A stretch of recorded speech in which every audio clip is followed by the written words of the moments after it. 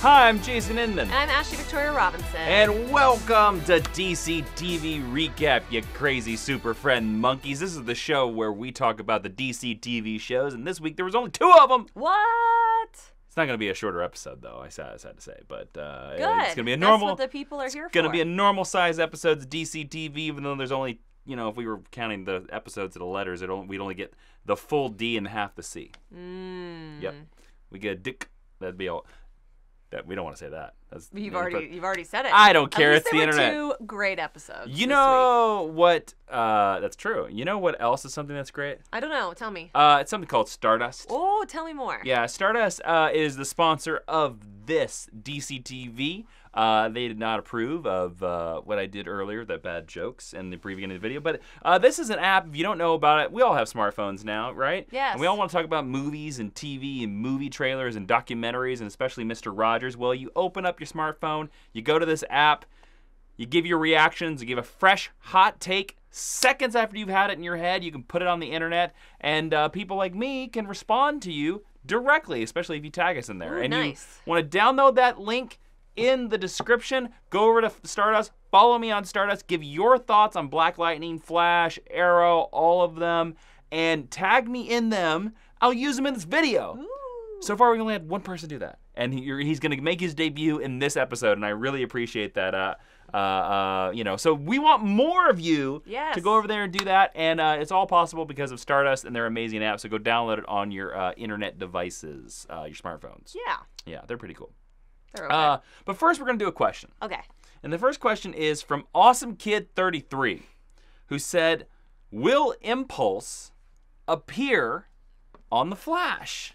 Ashley, there's been a lot of talk of Impulse. A lot of people thought that this was going to be the season of Impulse. This was going to be if any season he was ever going to show up, he was going to show. I remember before it was announced that it was the Thinker. Well, even when it was announced that it was the Thinker, before the Flash came back, a lot of people thought we were going to see Bart Allen. A lot of people thought we were going to see Bart Allen very similar to the way we see him on Young Justice Season 2, where he kind of shows up, he throws in front of Barry, and he goes, "Yo, Grandpa, I'm your grandson." Ashley. Yeah. We haven't seen Impulse. We're 4 seasons in The Flash. We have not seen Impulse. Well, we don't. Do you think we're going to see Impulse in this show? We don't know if we've seen Impulse. Because I saw this theory online that I would like to think is true. Okay, what's your theory? That this cafe girl. Oh, the Speed Force writing girl. Caterer girl. Yeah, that people seem to have moved past the Dawn Allen idea, and they think She's not Dawn Allen. They think that she might be Impulse. Yes. That she might be a gender bent version of, I don't know, Bartholomew. You mean she might be a combination of XS and Impulse? Yeah, and that her name is Bart Allen, like that's her nickname, or that's her weird future name, like Eobard Thawne, because Eobard is not her real name. Yeah. I don't know if I believe that, but I think that's a cool idea. I would love to see Impulse. Impulse is my very favorite speedster of all time, so I would love to see Bart Allen. I think. But the question is, look, Awesome Kid 33 knows what you think. He knows you love Impulse. Does but I don't know him. He or she, but wants to know, will they appear, Ashley? Not this season. No, they will not. But you think it will? I think there's a chance that they could. You're really sidestepping this question like crazy. Well, I'm trying to be logical about the progression of the show, and I really want to say that we're not going to wring every damn speedster out of the DC Comics universe. And Bart seems to be kind of like some of the Robins, maybe the big. Bart might be a step too far. I don't know. Yeah. I mean, we've had Savitar, so like, who the hell knows? Yeah, right. What about you? I say no. Because I think if they were going to ring the Impulse bell, I think they would have done it by now. I really, really do. It took almost 3 seasons to get Kid Flash. That's true. I kind of think that you have a correct statement where Impulse might be 1 step too far. He might be 1 step. It's interesting, for everything the Flash does at super speed, they're very slow on character development. Yes. And we're introducing, it took us 3 seasons to get Vibe in his costume. Yeah, or to get Barry and Iris together. Yeah, or get Barry and Iris together. And you were correct. Like, we didn't get Kid Flash a costume until season 3. And, now, do I disagree with that? No. But if you go on that scale, that means that we possibly couldn't see Impulse until like maybe season 8, and I don't know if this show is going past 7 seasons. We'll see. You know, I don't know. I really, really don't know. I would hope it was, but you know what? But anyways, Awesome Kid 33, you still had a great question. I'm sorry I'm dousing your hopes, but still, you are the winner of the DC Superheroes The Flash Blu-ray. That's not been open. It's still in the shrink wrap. So go just message me through YouTube. You're the winner of our last week's video, and we will send that to you right shortly. Congratulations. Yes, congrats, and thank you for the great question. All right, so we're going to hop into some Stardust reactions again. Download that Stardust link. Go over to Stardust. Follow me because you like me. And then tag me in a reaction, and your face could be in this video. Dear God, I'm asking for your face. Put your face in this video. All right, let's check some of these out. I know you guys can't see it, but I was tearing up. This episode was so heavy and so heartfelt and so phenomenal. With Sarah wielding the death totem and everybody's, family members and people that they love came back in this episode who were either dead or gone. Came back, Wally and Jesse and Nate, his grandfather. And Ava, trying to get Sarah back to her because she genuinely loved Sarah. And Sarah saying in the beginning of the episode to Ava that they were girlfriends. Like, what the hell? And then they broke up in this episode. Like, what the fuck? All right, so this reactor thinks the episode of Legends was very heartfelt because all the people's dead relations were coming back. Actually, I certainly didn't take that from this episode. I guess I was too enamored by Constantine and Gary getting along. Yeah. How do you feel about this interpretation? I don't know if I would call it heartfelt, but if she thought that, that's great. Like, I love that it brought out that reaction. I think it's a strong episode, but I think the real heart in this episode comes from Ava and Sarah's relationship, which she touches on. I wasn't particularly enamored with any of the guests. Like, we saw Zari's horrible brother. We saw Nate's grandfather. Yeah. Like, Nate's grandfather, like, that was interesting. I thought the Jesse cameo was the most heartfelt. Yes, it was the best one. But I guess I didn't realize, because those two other characters don't really matter to me, that this was a trend for this episode. Yeah, sure. Cool. Right. Let's check out another thought on Legends of Tomorrow. Oh, hello, love. It's John Constantine here. I thought this episode of Legends was really good. It was sad to see Zori's little brother, but it was amazing to see Rory get his totem. Fire, fire, yeah. But it was sad to see Ava and Sarah break up. Heart-wrenching for those two. Although, now it allows John Constantine. I like his posing. I enjoy his pose in that reaction. So let's talk about this. He brings up Mick has the ability now to make fire from his body. Assuming he keeps the totem. I think he's going to keep the totem for at least the end of the season. That's what I think. What do we think about this? Is it a good idea? Or will this be a horrible sort of fantasy nightmare for Mick because he can now generate the thing that he loves, he obsesses about through his body? I think it's... I mean, who else do you give the fire totem to is the question, right? Firestorm. But who's not currently a part of the main cast. So I understand why they give it to Rory, but I was going to bring up, I would rather have seen this given to Jax and this be kind of a realization that he can be Firestorm or something like Firestorm. Yeah. You're right. I think it's going to send Mick down a bad path, but that might be interesting to watch because Dominic Purcell gives a killer performance as this character. Yes. So I'm not mad about it. You better not be. But I don't know if it's the best use of the device. No. Probably. Let's watch more reactions. All right, let's. Oh, if you're on the West Coast, I know, my bad, spoilers, but yo, this episode of Black Lightning is so dope because it's all about the super family that we've been talking about all season. And we officially get to see Anissa in her Thunder costume. And the costume looks dope. The pictures we saw released don't do it justice. And then the shot of her and her dad walking out, I can't wait to see what happens with Jennifer. Chocolate Thunder, this guy back in the house, Mr. Jay Washington. Of course, we had him in our review. We're going to have him in another review. We can hear more thoughts from Jay about Black Lightning. We're going to hear him. I think he's right. I think Anissa's costume looked way better in the episode, in the finished episode, than it ever did in some of the super contrasty, super saturated photos. Well, she also might have been wearing a prototype versus a finished suit. Sure. You know, like there are production reasons why it might have looked better. 100%. I thought she looked great. I think the goggles are terrible. I think the Black Lightning family of goggles are going to be terrible. But Maybe they won't give Jennifer goggles. Do you think there's a possibility? I think they will definitely give Jennifer goggles because I think with Jefferson as a dad, you're going to want to obscure your daughter's identities as much as possible. And a big part of that is obscuring the island, you know, especially if we're going to go with the, you know, Superman glasses, which is a true scientific thing that can obscure your identity. So I think Jennifer's in for goggles, but I love that in this episode we are building the super family. Yeah. It's the best. Yep, it's the Lightning family. Yeah. So, though this episode lacked Tobias Whale, it was still a great episode. We finally got to see Black Lightning and Thunder working together, and Gamby outfitting her with her own outfit, which was pretty sick.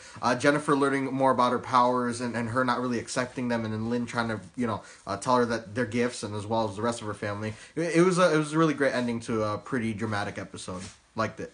So first off, nice hat. Sweet hat. I like that hat. Second off, yeah, he brought up the thing that we talked about in our review. This episode did not have Tobias Whale, who, correct me if I'm wrong, has been in every other single episode of Black Lightning up to this point. Yes. And I don't think we missed him. I don't think we missed him, but I'm hoping that because he wasn't a huge part of this episode, he'll be an integral part of the next episode. I just think he's great. It might be nice to see a Tobias Whale sort of... Centric. Yeah, or sort of like an origin story. Like, we get to see maybe when he took the concoction, where he met Lady Eve, where him and Gamby made their deal to kill Jefferson's dad, all kinds of stuff like that. I think you're right. I hope that maybe they took him out of this episode because maybe one of the other episodes we have in the season is going to be mainly Tobias Whale, and we won't see the family as much. I hope so. But I think the reason that we don't miss him is not because he's not a great character, he's not a great actor, he's not well written, but it's because the narrative of this episode, it's not a bottle episode, but it's a very contained episode with a very specific goal, and every scene and every moment of this episode is driving towards that, so you don't miss some of the auxiliary characters that you're maybe more used to seeing. No, yeah, exactly. Okay, we have another question from Omer Hillel, who asks, which show do you think has the best score? Actually, I'm very curious. Now, Blake Neely does most of the music for all of these. I'm very certain he doesn't do Black Lightning. I think that's the one show he doesn't do, and there's been a few episodes of Supergirl where he hasn't done, but mainly it's Blake Neely, excuse me. He's a very nice gentleman. He's very talented. Which show do you think has the best score? So for me, it really comes down to the question of who has the best theme, because this is television. The scores aren't always as grandiose as we're used to seeing in movies, but that's the point. You know, like they're there as set dressing. So to me, it's when that theme picks up, which one am I most excited to hear? And for me, it's got to be Arrow. Like that dun dun dun dun dun dun dun dun. That's everything I want, and I think it suits the mood of this character the best. And I also think that it deserves a lot of respect as like the granddaddy of the universe. So what about you? There is no question, my friends. She is correct. It is Arrow. I actually listen, of these shows, I have listened to the season 1 or 2 or 3 soundtracks that they've released after each one.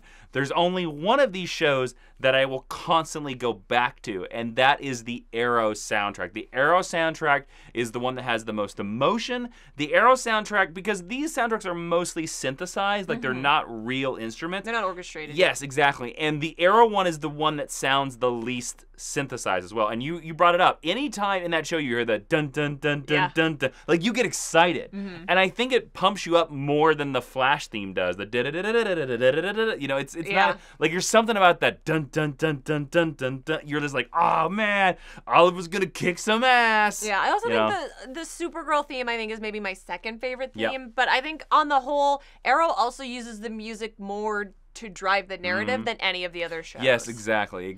Number one oh, now I get it. It's number one Nerd X. Oh, my apologies. He was attempting to do something clever, and I screwed his name up.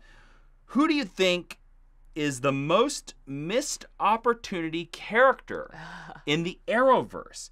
Ashley's hatred for Nate reminded me of just how great a character he is in John's Justice Society books. That's very true. And how sad it makes me that they basically kept none of that on Legends. Okay, now this is a very...